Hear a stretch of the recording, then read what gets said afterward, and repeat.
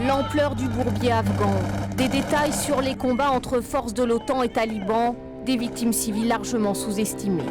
C'est en substance ce que révèlent ces 91 000 documents classés secret défense et publiés sur le site anti-guerre Wikileaks. Des milliers de documents qui montrent que les forces internationales emmenées par les États-Unis sont en train d'échouer. L'ampleur de ces fuites est sans précédent, du jamais vu.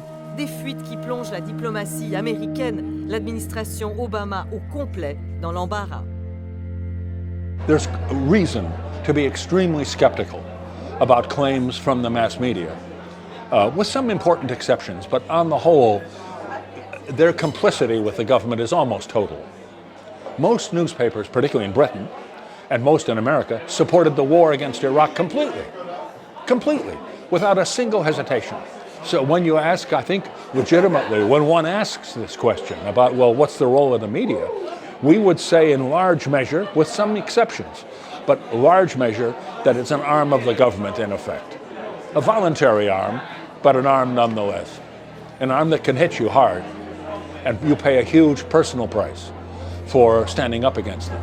Des images saisissantes maintenant d'un raid d'hélicoptères américains survenu à Bagdad en 2007 qui ont été dévoilées sur le site internet américain Wikileaks. Dans l'hélicoptère, un soldat prend la caméra pour une arme et il demande l'autorisation de tirer. L'ordre ne se fait pas attendre. Come on, fire!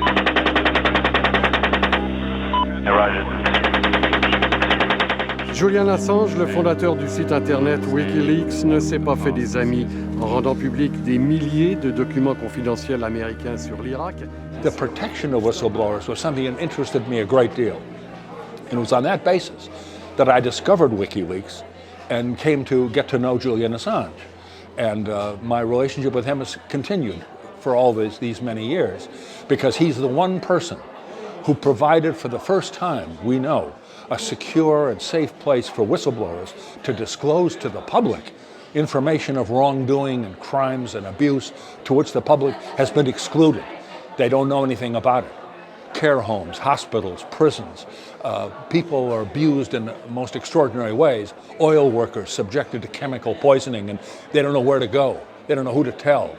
And suddenly there's a place now, a safe place for them to disclose these crimes. But WikiLeaks was a very small organization, very small handful of people working 12, 18, 24 hours a day to try and get all this stuff out because you couldn't just give the documents, you had to know what they said.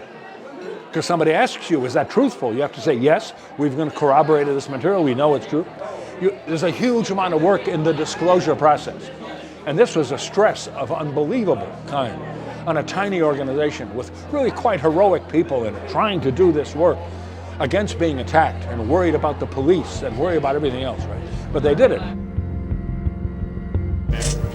And withdrawing the complaints at the end. I assume that's a normal way of basically, in 2008, having exhausted the routes he sought through the bank and the Swiss courts, asked to have wikileaks.org seized and destroyed.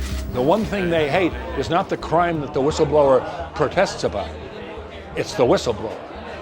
So like 70% of the time, the abuse that prompted the whistleblowing is never even addressed.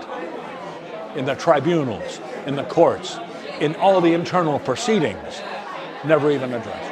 What it is you blew the whistle, you're unsafe, you're unreliable, you're a danger to this organization, et cetera, which is why nobody does it.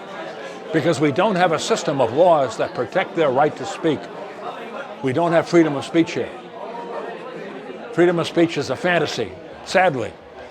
What we want to do, I think, as journalists, is to make that a reality. And that means we've got to change the laws. We have to fight for whistleblowers who are being subjected to abuse. Clear. Come on. It is an attack on the international community. C'est une attaque contre les intérêts américains, certes, dit la secrétaire d'État, mais également contre toute la communauté internationale.